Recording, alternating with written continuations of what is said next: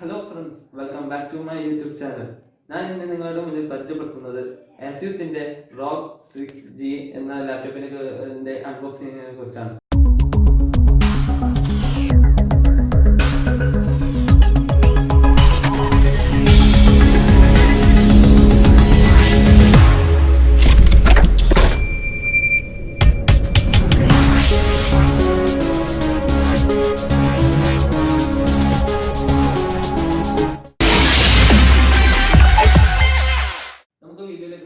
വീഡിയോയിലേക്ക് കടക്കുന്നതിന് മുമ്പായി എൻ്റെ ചാനൽ സബ്സ്ക്രൈബ് ചെയ്യുക, തൊട്ടടുത്തുള്ള ബെല്ലൈക്കൺ എനേബിൾ ചെയ്യുക. ഇതാണ് Asusന്റെ ROG Strix G എന്ന ലാപ്ടോപ്പ്.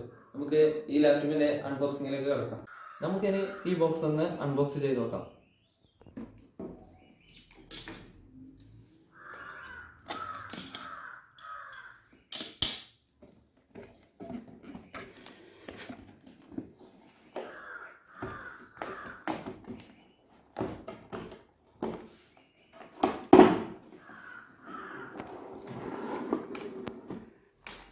നമുക്ക് ഇപ്പോൾ കാണുന്നത് ഇത് ലാപ്ടോപ്പാണ്. ഇതിലുള്ളത് ലാപ്ടോപ്പും യൂസർ ഗൈഡും വാറൻറ്റി ഡോക്യുമെൻറ്റും പവർ AC അഡാപ്റ്ററുമാണ് ഉള്ളത്. നമുക്കതിനിത് ഓരോന്നായി നോക്കാം.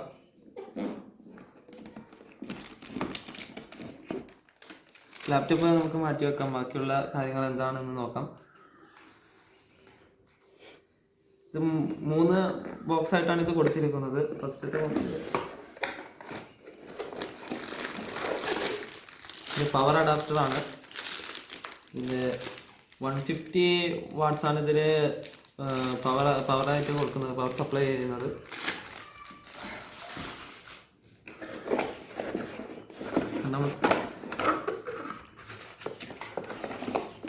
ഇത് യൂസർ ഗൈഡും വാറൻറ്റി ഡോക്യുമെൻ്റ് ആണ്.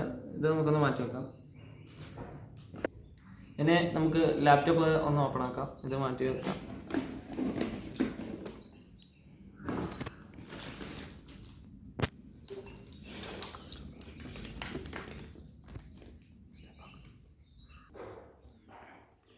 ഇത് വേറെ ഗെയിമിംഗ് ലാപ്ടോപ്പായിട്ടാണ് ഇറക്കിയത്. ഇതിൻ്റെ നമുക്ക് സ്ട്രക്ചറൊക്കെ കണ്ടാൽ തന്നെ തിരിയും. ഇത് ഇവരുടെ ലോഗോ ആണ്. പക്ഷേ നല്ല കാണാനൊരു വൃത്തി ഭംഗി. നമുക്കതിന് ഇതിൻ്റെ കവർ പൊളിച്ച് നോക്കാം.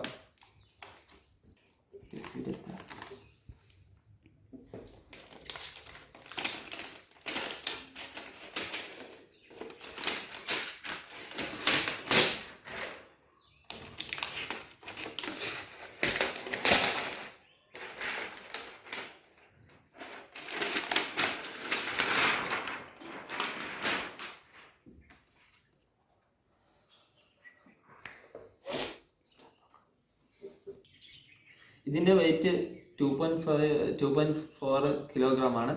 അത് അത്യാവശ്യം കുറച്ച് വെയിറ്റ് ഉണ്ട്. മറ്റുള്ള ലാപ്ടോപ്പിനെക്കാളും കുറച്ച് വെയിറ്റ് തോന്നിക്കുന്നുണ്ട്.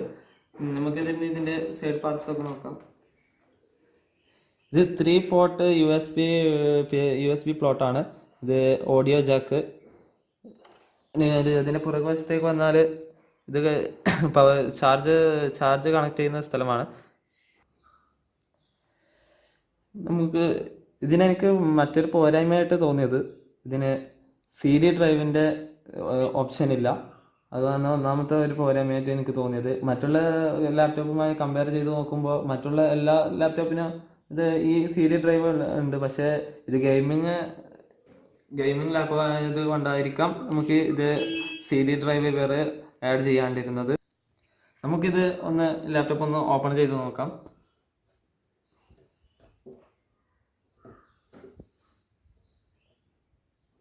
മറ്റൊരു പോരായ്മയായിട്ട് എനിക്ക് തോന്നിയത് ഇതിന് ക്യാമറയില്ല.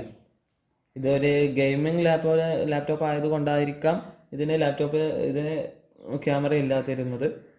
പിന്നെ ഇതിനെക്കുറിച്ച് പറയാനുള്ളത് ഇതിൻ്റെ പ്രൊസസ്സറിനെ കുറിച്ചാണ്. ഇത് NVIDIAയുടെ Intel Core i5 9th Gen ആണ് ഇതിൽ പ്രൊസസ്സറായിട്ട് കൊടുത്തിട്ടുള്ളത്. ഈ സിസ്റ്റം ഒന്ന് ഓപ്പൺ ചെയ്ത് നോക്കാം.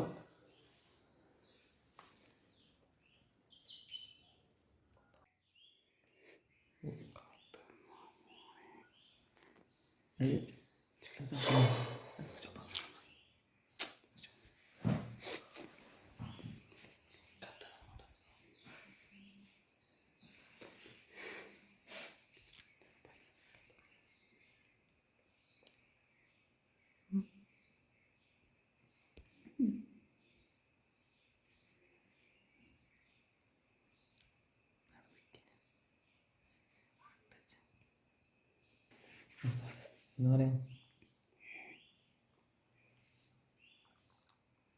ഇതിൻ്റെ സ്റ്റാർട്ടിങ് സെറ്റപ്പാണ്. ഇത് നമുക്ക് ഇതിൽ ഓക്കെ അടിച്ച് പോവാം.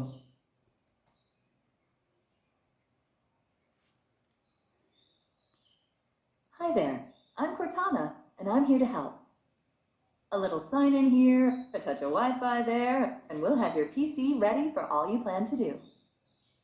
Use your voice or the keyboard along the way, and if you'd like me to stay quiet, just select the little microphone icon towards the bottom ഇതൊക്കെ of ഇതിൻ്റെ the screen. ഫീച്ചേഴ്സ് ആണ്.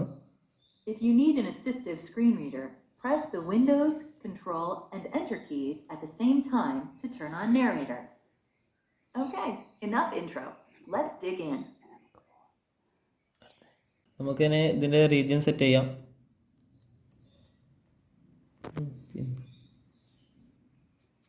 India. Okay, don't let me hold you up. Just pick the നമുക്കിത് ഇന്ത്യയിൽ region നമ്മൾ ഇന്ത്യയിലേക്ക് set ചെയ്യാം.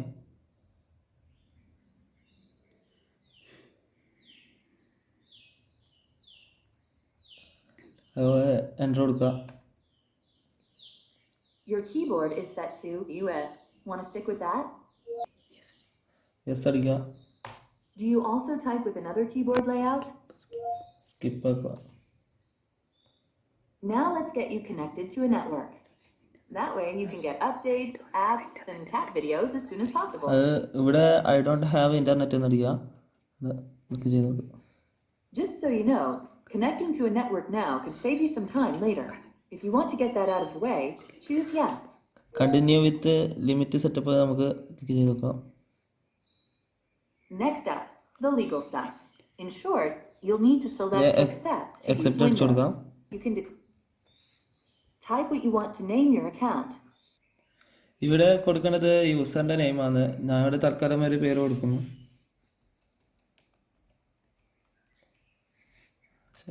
Okay, now type a password for your account.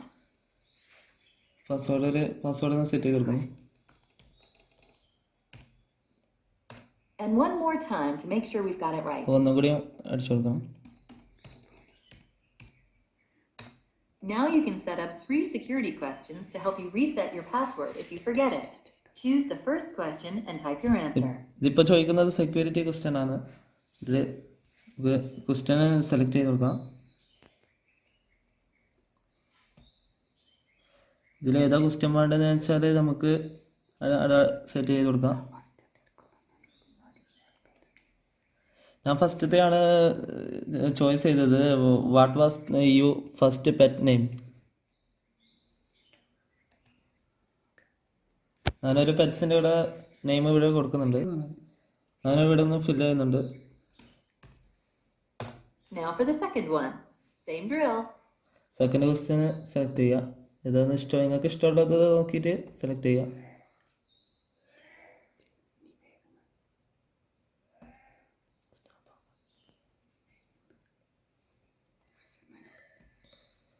ഇതൊന്ന് കൊടുക്കുക. Third one's a charm. മൂന്നാമത്തേത് അങ്ങനെ ചെയ്ത് കൊടുക്കുക. Type the answer and you're good to go.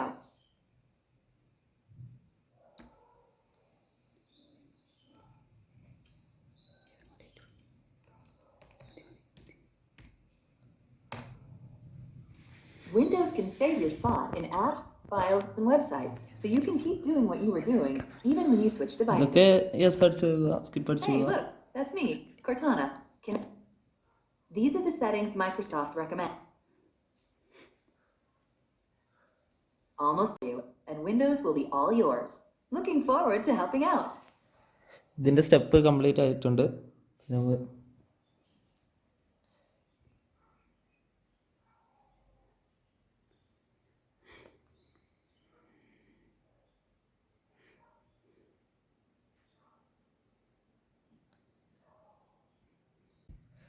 ഇതിൻ്റെ ഓപ്പറേറ്റിംഗ് സിസ്റ്റം വിൻഡോസ് 10 ആണ്.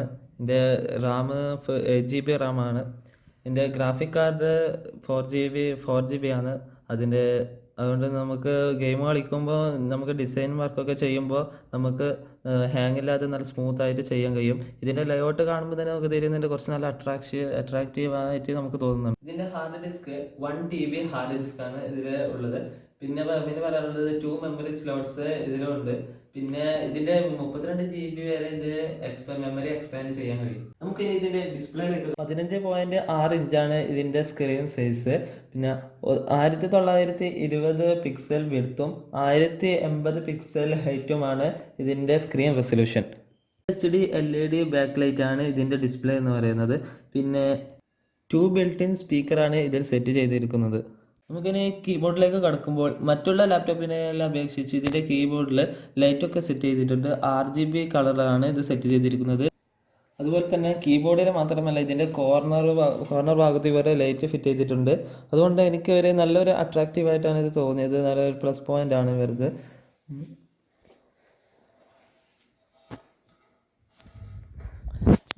നമുക്ക് അത്യാവശ്യം കളറൊക്കെ ഏത് ലൈറ്റാണ് വേണ്ടത് നമുക്ക് അതൊക്കെ സെറ്റ് ചെയ്താം. പക്ഷേ നല്ല കാണാൻ വൃത്തിയുള്ള ഒരു അട്രാക്റ്റീവായിട്ടുള്ള ഒരു കളറാണ് ഇവർ സെറ്റ് ചെയ്തിരിക്കുന്നത്.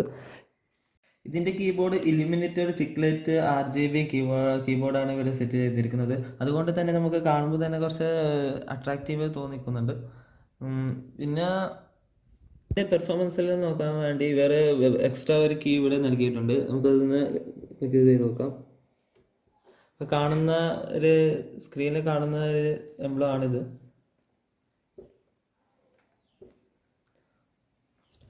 ബട്ടൺ നക്കിയാലുള്ള ഡാഷ്ബോർഡാണ് ഇവിടെ കാണിക്കുന്നത്. ഇത് നമ്മുടെ സിസ്റ്റത്തിനെ കുറിച്ചുള്ള ചാർട്ട് ഇവിടെ കാണിക്കുന്നുണ്ട്. ഇത് നമ്മൾ 8 GB ആണ് നമ്മുടെ ഈ സിസ്റ്റത്തിൻ്റെ റാം.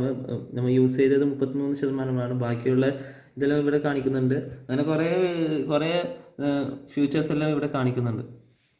ഇത്രയാണ് ഇതിനെക്കുറിച്ച് ഇത്രയൊക്കെയാണ് ഈ ലാപ്ടോപ്പിനെ കുറിച്ച് പറയാനുള്ളത്. ഞാനിതിന് ഈ കമ്പ്യൂട്ടറിനെ കുറിച്ച് ഞാൻ പറഞ്ഞതൊക്കെ കുറച്ച് ചുരുക്കി പറയാം. Intel core i5 9th Gen ആണ് ഇതിൻ്റെ പ്രൊസസ്സർ. വിൻഡോസ് 10 ഹോം ആണ് ഇതിൻ്റെ ഓപ്പറേറ്റിംഗ് സിസ്റ്റം. 8 GB RAM ആണ് ഇതിലുള്ളത്. അതിൻ്റെ സ്ക്രീൻ റെസൊല്യൂഷൻ 1920x1080 പിക്സലാണ് അതിൻ്റെ സ്ക്രീൻ റെസൊല്യൂഷന്. അതിൻ്റെ കീബോർഡ് ഇലുമിനേറ്റഡ് RGB കീബോർഡാണ്. പിന്നെ ഇത്രയൊക്കെയാണ് ഈ ലാപ്ടോപ്പിനെ കുറിച്ച് ചുരുക്കത്തിൽ പറയാനുള്ളത്.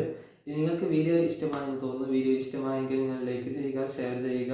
ഇതുവരെ നിങ്ങൾ സബ്സ്ക്രൈബ് ചെയ്തില്ലെങ്കിൽ സബ്സ്ക്രൈബ് ചെയ്യുക. ഇനി അടുത്ത വീഡിയോയിൽ കാണുന്നത് വരെ ഗുഡ് ബൈ.